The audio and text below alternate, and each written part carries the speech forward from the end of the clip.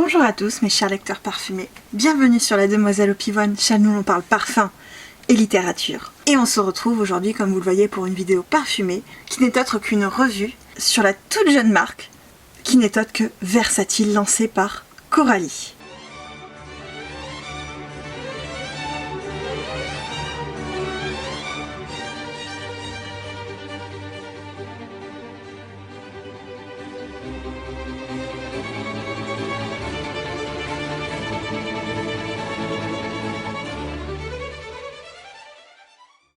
Coralie que j'ai rencontrée lorsque je me suis rendue dans son dernier pop-up store. C'était une visite totalement impromptue. En fait, j'avais été invitée à l'événement de la marque pour le lancement de leur dernière fragrance Ritual Date.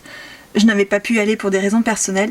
Néanmoins, quelques jours après, j'ai eu l'occasion de me rendre à ce pop-up store et donc de rencontrer Coralie et de discuter avec elle. Je l'avais déjà précédemment également rencontrée lors du lancement vraiment de la marque en octobre 2021, où j'ai eu la chance de rencontrer Amélie Bourgeois qui, vous le savez, est une parfumeuse que j'adore vraiment. Ses créations me séduisent quasiment à chaque fois. C'est assez rare tout de même. Également Elia Chiche qui a créé Croissant Café. Vous le voyez, 5 emballages parce que je possède 5 fragrances. J'en ai acheté 4, Dimanche Lemme, Gueule de Bois, Culotté et Croissant Café. J'ai reçu dernièrement lors de ma visite du coup au pop-up store gracieusement le Ritual Date de la part de Coralie. Encore merci Coralie parce que vraiment, je l'adore, tu le sais. Il ne m'en manque qu'un qui n'est d'autre que Aphrodisiaque que je possède en petit échantillon. La marque Versatile, comme je vous disais, est une marque récente, toute jeune, qui s'appuie sur un visuel vraiment bien à elle, avec une typographie, des couleurs particulières, des photos également, j'ai envie de dire type Versatile. D'ailleurs, je vous en prends un au hasard, on va prendre la nouveauté, mais juste pour vous présenter qu'il s'agit d'un flacon qui moi m'évoque un petit peu les flacons de vernis à ongles.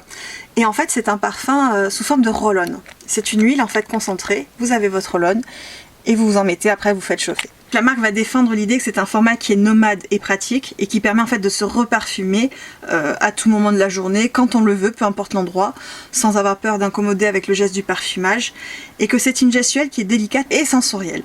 Ce qui est vrai.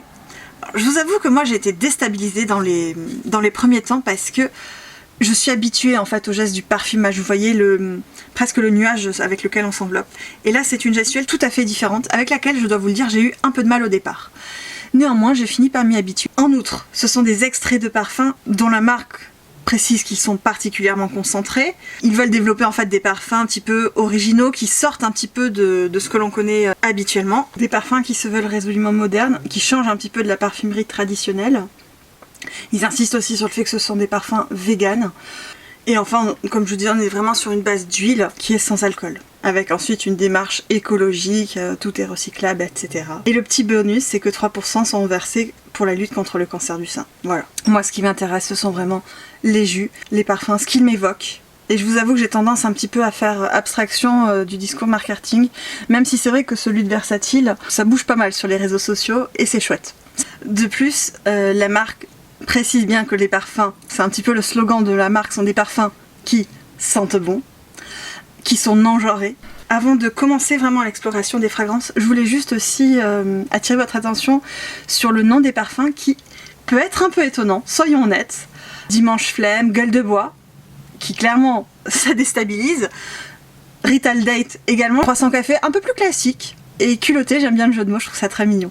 C'est d'ailleurs le premier qui avait retenu mon attention. Mais bref, voilà, parenthèse fermée, maintenant on va pouvoir se plonger vraiment sur les fragrances en elles-mêmes, ce que j'en pense, quelles sont mes préférées. Voilà donc un petit peu pour vous présenter la maison. Le premier parfum dont je vais vous parler aujourd'hui est en fait celui le seul même, que je ne possède pas en flacon. J'ai 2 échantillons, un qui m'a servi pour le test et celui que je vous présente aujourd'hui. À savoir d'ailleurs, je vous l'ai pas dit, que vous pouvez acheter, je crois que ça s'appelle la carte parfumée qui présente en fait les différentes parfums de la maison. En fait vous avez les différents échantillons sous cette forme là pour pouvoir tester. Je crois que ça coûte peut-être 15 € je crois, et je crois que vous en avez une partie ou tout en partie, je ne sais plus, que vous pouvez utiliser lors de l'achat du flacon. Alors, Aphrodisiaque, jeu de mots avec aphrodisiaque bien entendu, se présente comme une néo-rose, c'est-à-dire une nouvelle rose, une rose un peu plus moderne. Comme je vous disais, c'est le seul que je n'ai pas en flacon parce que plus j'avance, plus je deviens en fait difficile en matière de rose, et je possède pas mal, voire beaucoup de parfums à la rose. Donc pour me surprendre, c'est un petit peu plus compliqué. Celle-ci est ici vineuse, rouge et veloutée. Elle est séductrice, incontestablement. Bien nommée, évidemment. Il y a cette myrtille qui lui donne une pointe d'acidité fruitée, qui clairement, ça me séduit. Vous le savez que j'aime beaucoup les petites touches fruitées dans les parfums. Je ne sens pas à proprement parler la note d'Annette, promise par la maison. Mais il y a en tête une certaine naturalité, je trouve. Quelque chose d'assez végétal, qui va rendre cette rose séductrice en même temps très réaliste. C'est ce qui est très intéressant, je trouve, dans le parfum. Et malgré cette note un petit peu verte, je trouve qu'elle est néanmoins très aguicheuse, charmeuse, envoûtante. Elle vous séduit de ses atours, vous voyez. Pour être tout à fait honnête, entre Aphrodisiaque et moi, ça n'a pas été le coup de cœur immédiat. Mais je dois vous avouer que ce parfum a vraiment quelque chose d'addictif à mon sens, qui fait que on y revient constamment, et au fil de son développement, alors que la rose se fait plus veloutée, plus rouge, elle a su un petit peu m'ensorceler malgré tout.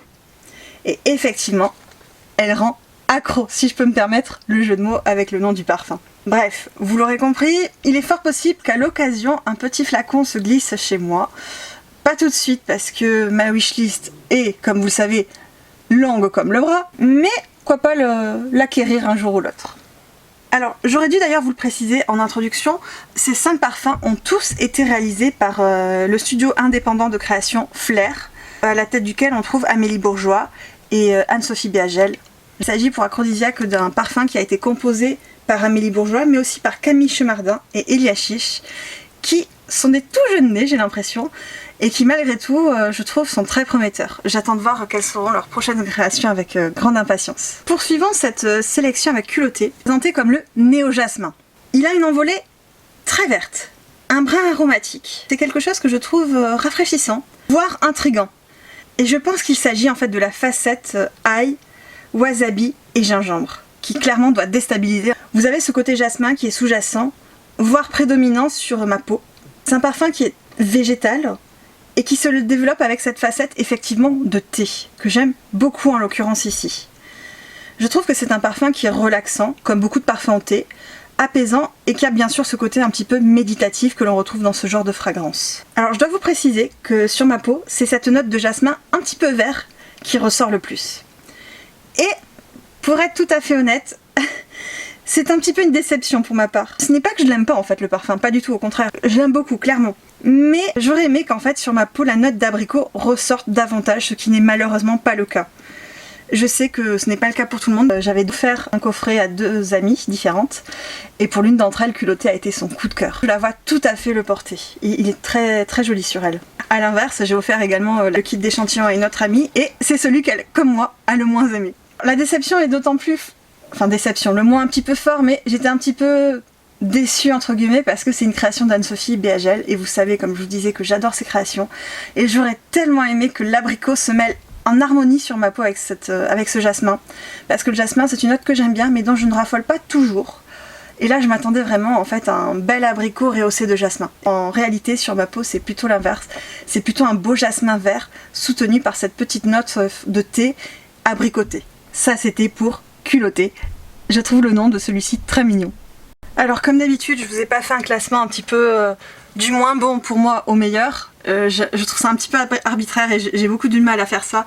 En revanche, j'ai voulu vous faire plutôt un classement du plus léger, entre guillemets, parce que vous allez voir que bon, léger entre gros guillemets, hein, au plus oriental, le plus opulent, le plus ambré, gourmand, vous voyez. Voilà donc un petit peu l'ordre de cette sélection et pour la poursuivre, j'ai décidé de vous mettre le fameux Dimanche Flemme.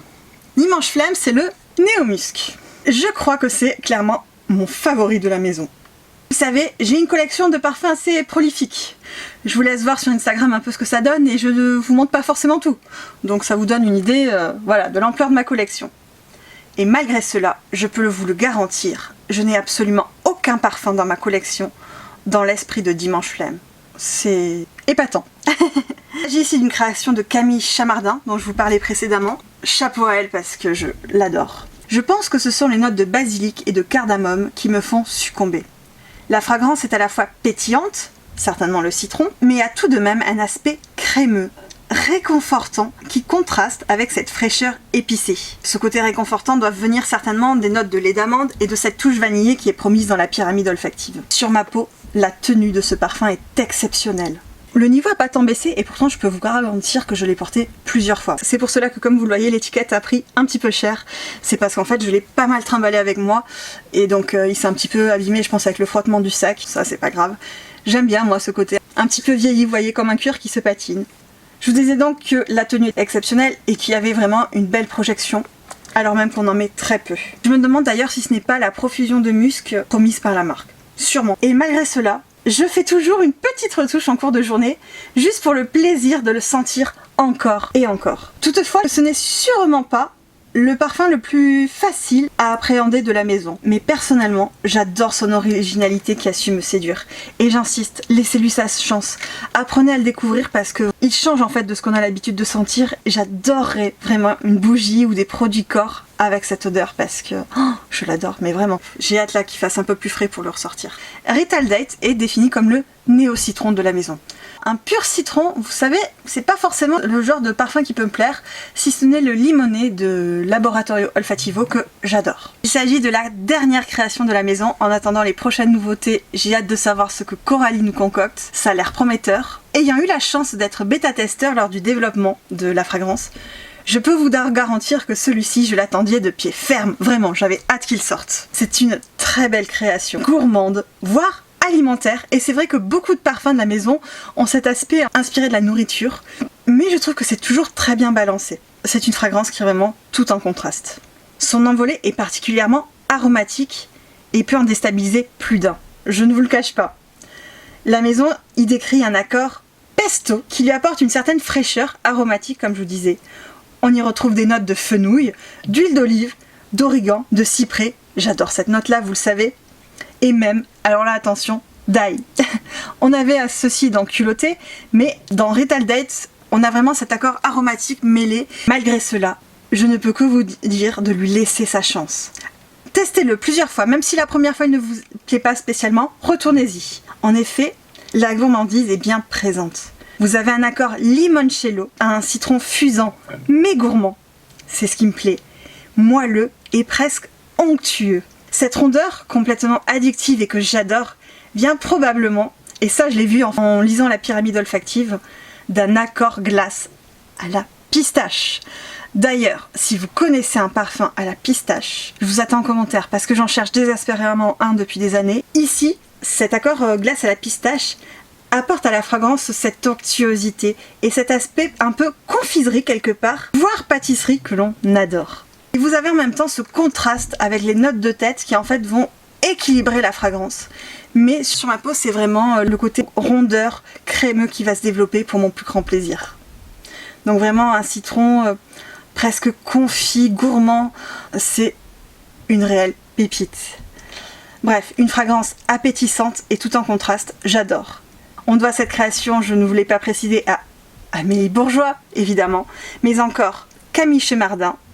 Toujours, je pense que j'aime définitivement sa patte, et également Elia Chiche, dont on va reparler un petit peu plus tard. Je vous disais qu'on allait reparler d'Elia Chiche, eh bien ça va être chose faite vu que c'est elle qui a créé ce fameux croissant café qui a pas mal fait parler de lui. J'ai l'impression d'ailleurs que c'est celui dont on a le plus parlé, peut-être également avec Gueule de Bois, je ne suis pas sûre. C'est un parfum gourmand et je pense que c'est celui qui séduit plus facilement le plus grand nombre de personnes. En effet, c'est un accord gourmand qui rend clairement accro. Acrodisiaque. Allez, j'arrête avec mes blagues foreuses. On est clairement dans un café crémeux, mais en même temps un petit peu croquant, voire croustillant, presque grillé, comme le définit la maison. Le café se fait noir, et dans le même temps lacté, crémeux, un côté cappuccino et biscotte beurrée. C'est une vraie addiction, à tel point que j'aurais souhaité qu'il ait plus de projections, autant que Dimanche Flemme, pour tout vous dire. C'est vraiment un parfum de peau, et j'aurais aimé qu'il ait un petit peu plus de puissance, vous voyez, tellement il est joli. Coralie, la créatrice de la maison, dont je vous ai déjà pas mal parlé dans cette vidéo, m'a expliqué qu'elle avait voulu éviter l'écueil de tomber dans un gourmand écœurant. Pari réussi. C'est un vrai plaisir. Créé donc, comme je vous disais, par Elia Chiche. Au final, je trouve que c'est peut-être le moins évolutif de tous. Il va rester assez linéaire. C'est ce qui plaît, je pense, dans ce parfum. C'est ce qu'on a envie d'avoir quand on sent ce parfum. Nous allons finir en beauté avec cette création signée Amélie Bourgeois, qui n'est autre que Gueule de Bois. Gueule de Bois était un de mes premiers coups de cœur de la maison, voire le premier coup de cœur, suivi de Dimanche Flemme et Rital Date. Il s'agit d'un rhum, relevé par des notes boisées, le santal en l'occurrence, mais plus encore, ce rhum se fait presque confit, ambré. Si je pousse le vice, on aurait presque une empreinte quelque part lutésienne, grâce à cet aspect boisé, fruits confits, liquoreux. Je sais qu'Amélie Bourgeois est une grande amatrice du parfum Féminité du Bois. On est cependant dans un aspect plus gourmand, plus riche. L'ambre est suave et va arrondir l'ensemble, évitant que le bois ne se fasse trop sec, presque trop viril quelque part. Là, je pense que la fragrance ne m'aurait pas séduite autant. C'est un parfum parfaitement mixte. Et ça a d'ailleurs été le préféré de mon chéri, et je dois avouer que sa peau le sublime merveilleusement. Un parfum suave et enivrant qui ravira les amateurs du genre. Je pense que si vous aimez les parfums liquoreux, tournez-vous vers Gueule de Bois parce qu'il vaut le détour. Et franchement, même sur une peau masculine, oh, il est magnifique. On a fini pour cette courte revue, j'espère, de la maison Versatile. Je vous invite vraiment à aller la découvrir. Prenez un kit découverte pour commencer. Testez-les également sur peau. Si je devais les classer par ordre de préférence, mon top Gueule de Bois, Dimanche Flemme et Rital Date, de manière incontestable. J'aime énormément Croissant Café, même si j'aurais aimé qu'il ait un peu plus de puissance. C'est vrai que ça évite de tomber dans un parfum trop alimentaire, trop écœurant. Et au final, c'est peut-être ce qui en fait son charme. Culotté, comme je vous ai dit, c'est un petit peu ma déception. J'aime beaucoup le parfum, mais c'est pas celui qui se révèle le plus sur ma peau. N'oublions pas le petit aphrodisiaque qui va finir par me rejoindre incessamment sous peu. J'attends de savoir en commentaire, vous, quels sont vos préférés de la maison, si vous connaissez la maison et est-ce que vous avez envie de la découvrir. Je vous souhaite à tous, mes chers lecteurs parfumés, de passer une très belle journée, parfumée bien entendu, et je vous dis à très bientôt.